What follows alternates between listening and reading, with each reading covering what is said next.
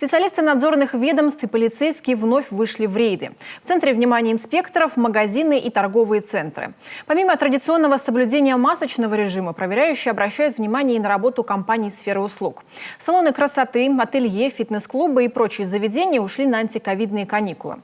Соблюдают ли меры безопасности предприниматели из Сыктывкарца, расскажет Наталья Юрина. Перед выходом на дежурство по объектам торговли и бизнеса небольшой инструктаж. В одном зале представители полиции, МЧС, Министерства юстиции и администрации слушают задачи, распределяются по секторам. За предстоящие 4 часа необходимо охватить как можно больше точек. С введением особого режима работы прибавилось. К проверке соблюдения масочного режима добавилась инспекция компаний сферы услуг, которые должны были уйти на вынужденные каникулы. При этом нагрузки могло бы быть больше. В пятницу ввели послабление для магазинов. Точкам работать разрешили. Мы работаем, в отличие от предыдущих рейдов, уже не по объектам конкретным, а секторально. То есть за каждой мобильной группой будет закреплен определенный участок или определенная территория города Сыктывкара, который необходимо отработать, максимально проверив все объекты, которые у вас на данной территории функционируют. Вне зависимости от того, попадают они под запрет или не попадают.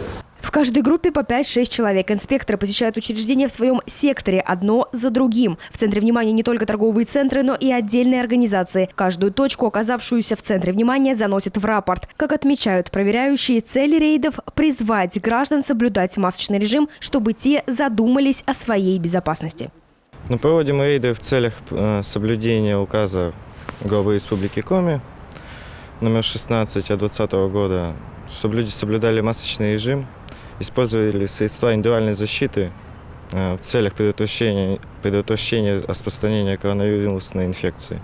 Рейды проходят на объектах массового скопления людей, в том числе театры, торговые центры, также магазины, места общего питания, столовые и тому подобное. Среди массовых нарушителей – граждане, блуждающие по магазинам без масок. Одни, едва завидев на горизонте проверяющих, СИС надевают. У других маска на лице появляется после напоминания полицейских и разъяснительной беседы. Вы работник этого торгового центра, У вас был звонок, да, мама позвонила, я потом вышла, чтобы коньяк домашний посмотреть. Маски не забываем, пожалуйста, торгового центра. Хорошо. Сейчас будет предупреждение, а так второе нарушение. На третьих, у кого масок нет, составляется протокол об административном правонарушении. У вас будет составлен протокол 20.6 Кодекса административного правонарушения. На оформление документов уходит примерно минут 20. Для тех, кто попался в первый раз, история может закончиться предупреждением. А вот злостным нарушителям грозит штраф от 1000 рублей до 5000 рублей. Решение выносит суд. Как отмечает министр юстиции Коми, судебная практика в современных ковидных реалиях претерпела изменения. Судебная практика уже изменилась, поэтому стало очень редко назначаться такое наказание, как предупреждение. Все больше и больше накладывают именно штрафные санкции. Тем более, что Верховный суд Российской Федерации по этому поводу уже высказался и сказал, что несоблюдение масочного режима не может признаваться малозначительным правонарушением. Соответственно, уже нельзя прекратить производство за малозначительностью. Отдельное направление у инспектирующих компаний сферы услуг. На антиковидные каникулы должны были уйти фитнес-клубы, салоны красоты, парикмахерские, ателье, игровые комнаты, предприятия общепита, не работающие на вынос. При этом нахождение сотрудников организаций на месте допускается. В стоп-листе обслуживание клиентов. А что ты делаете? Магазин закрытый, получается? Конечно. А вы там не магазин? Это солярий, да? Ага.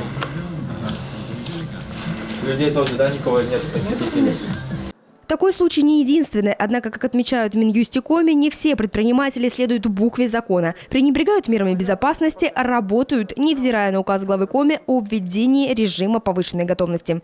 Рейдовые мероприятия продлятся до 7 ноября. 6 же числа состоится заседание оперштаба. Там примут решение о продлении или прекращении особого режима. Связано это будет прежде всего с эпид-обстановкой в Коми. Наталья Юрина, Алексей Паршуков, телеканал Юрган.